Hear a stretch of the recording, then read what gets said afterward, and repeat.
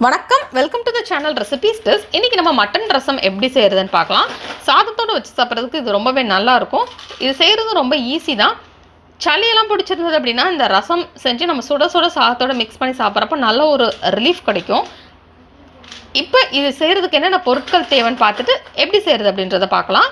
அதுக்கு முன்னால் அந்த ரெசிபிஸ் டெஸ்ட் சேனலை நீங்கள் இன்னும் சப்ஸ்கிரைப் பண்ணல அப்படின்னா red colour subscribe button click பண்ணிட்டு பக்கத்தில் இருக்கிற பெல் ஐக்கான் ப்ரெஸ் பண்ணிக்கோங்க. அப்போ தான் இனிமேல் போடுற வீடியோஸ் எல்லாமே உங்களுக்கு உடனுக்குடன் கிடைக்கும். எதுவுமே மிஸ் பண்ணாமல் இன்ஸ்டண்ட்டாக பார்க்க முடியும். இப்போ இது செய்கிறதுக்கு என்னென்ன பொருட்கள் தேவைன்னு வாங்க பார்த்துடலாம். 1/4 டீஸ்பூன் கடுகு, 1/4 டீஸ்பூன் சீரகம், 1/4 டீஸ்பூன் உளுந்து, கருவேப்பிலை கொஞ்சம், புளி ஒரு சின்ன எலுமிச்சை அளவு அதை எடுத்து நம்ம ஊற வச்சிடலாம். ஒரு பெரிய வெங்காயம்,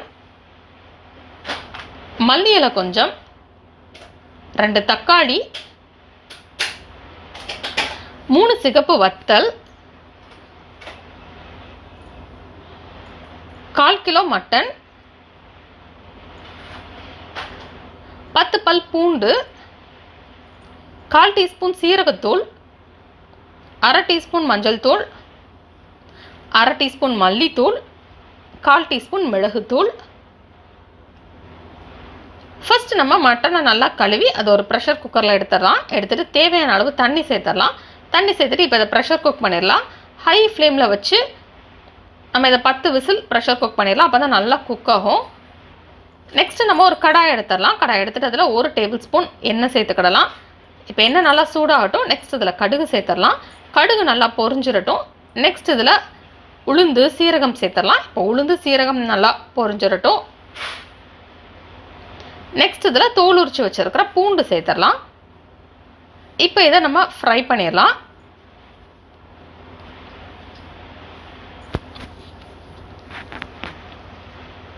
நல்லா லோ ஃப்ளேமில் வச்சு பூண்டுலேருந்து நல்ல ஒரு ஃப்ளேவர் வரட்டும். அது வரைக்கும் நம்ம இதை ஃப்ரை பண்ணிடலாம். இப்போ பூண்டு ஃப்ரை ஆனதுக்கப்புறம் இதில் சிகப்பு வத்தல் சேர்த்துலாம். சின்ன சின்ன துண்டாக நம்ம பிச்சு உள்ள சேர்த்துடலாம். சேர்த்துட்டு அதையும் நம்ம எண்ணெயில் ஃப்ரை பண்ணிடலாம்.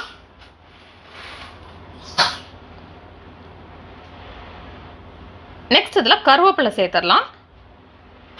சேர்த்துட்டு அதையும் ஃப்ரை பண்ணிடலாம்.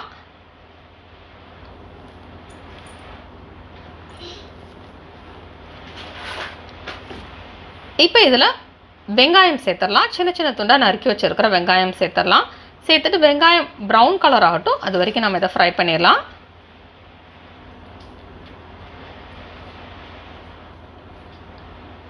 இப்போ வெங்காயம் ப்ரௌன் கலராக மாறிடுச்சு. நெக்ஸ்ட் இதில் நம்ம நறுக்கி வச்சுருக்கிற தக்காளி சேர்த்துடலாம். சேர்த்துட்டு இப்போ இதை நல்லா மிக்ஸ் பண்ணிடலாம். தக்காளியில் உள்ள பச்சை வாசனையெல்லாம் போகட்டும். அது வரைக்கும் நம்ம இதை ஃப்ரை பண்ணிடலாம். இப்போ நம்ம டிஷ்ஷுக்கு தேவையான அளவு உப்பு சேர்த்துடலாம். உப்பு சேர்த்துட்டோன்னா தக்காளி வந்து ரொம்பவே குயிக்காக ஃப்ரை ஆயிரும்.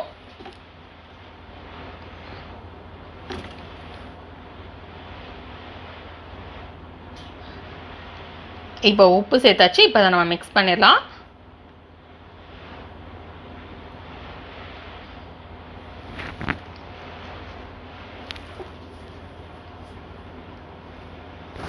இப்போ தக்காளி நல்லா குக் ஆயிடுச்சு. நல்லா அந்த பச்சை வாசனையெல்லாம் போயிடுச்சு. நெக்ஸ்ட் இதில் மஞ்சள் தூள், மல்லித்தூள், மிளகுத்தூள், சீரகத்தூள் சேர்த்து மிக்ஸ் பண்ணிடலாம்.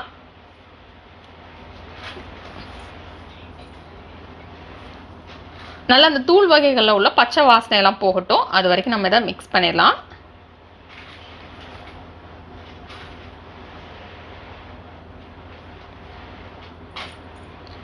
இப்போ இதில் உள்ள பச்சை வாசனையெல்லாம் போனதுக்கப்புறம் நம்ம ப்ரெஷர் குக் பண்ணி வச்சுருக்கிற அந்த மட்டன் சேர்த்துடலாம். அந்த தண்ணியோடையே சேர்த்து நம்ம சேர்த்துக்கலாம். அப்போ தான் அந்த டேஸ்ட் நல்லாயிருக்கும். இப்போ இதை நல்லா மிக்ஸ் பண்ணிடலாம்.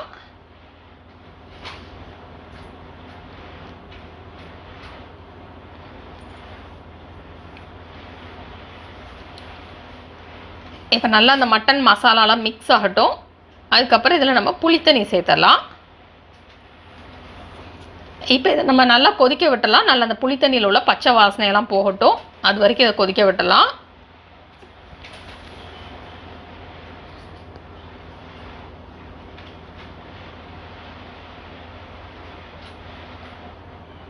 இப்போ இது நல்லா கொதிச்சிருச்சு.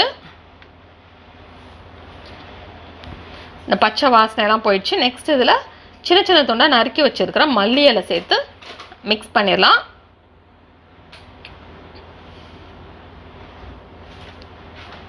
இப்போ நமக்கு சுவையான மட்டன் ரசம் ரெடி ஆயிடுச்சு. இது நம்ம சாதத்தோடு வச்சு சாப்பிட்றதுக்கு ரொம்ப நல்லாயிருக்கும். இந்த ரெசிபி நீங்கள் வீட்டில் ட்ரை பண்ணி பாருங்கள். இந்த ரெசிபி உங்களுக்கு பிடிச்சிருந்தா லைக் பட்டன் கிளிக் பண்ணுங்கள். உங்கள் ஃப்ரெண்ட்ஸோட அந்த ரெசிபியை ஷேர் பண்ணுங்கள். மறக்காம இந்த சேனலுக்கு சப்ஸ்கிரைப் பண்ணிவிட்டு பக்கத்தில் இருக்கிற பெல் ஐக்கான் ப்ரெஸ் பண்ணிக்கோங்க. அப்போ தான் நான் இனிமேல் போடுற வீடியோஸ் எல்லாமே உங்களுக்கு உடனுக்குடன் கிடைக்கும். இதேமாதிரி மிஸ் பண்ணாமல் இன்ஸ்டண்ட்டாக பார்க்க முடியும். இந்த ரெசிபியை பார்த்ததுக்கு ரொம்ப நன்றி. தொடர்ந்து இந்த சேனலோட இணைந்தவங்க புதிய ரெசிபிகளுக்காக இந்த ரெசிபியை ட்ரை பண்ணிட்டு எப்படி வந்திருக்கு அப்படின்றது கீழே உள்ள கமெண்ட்ஸ் பாக்ஸில் மறக்காமல் சொல்லுங்கள்.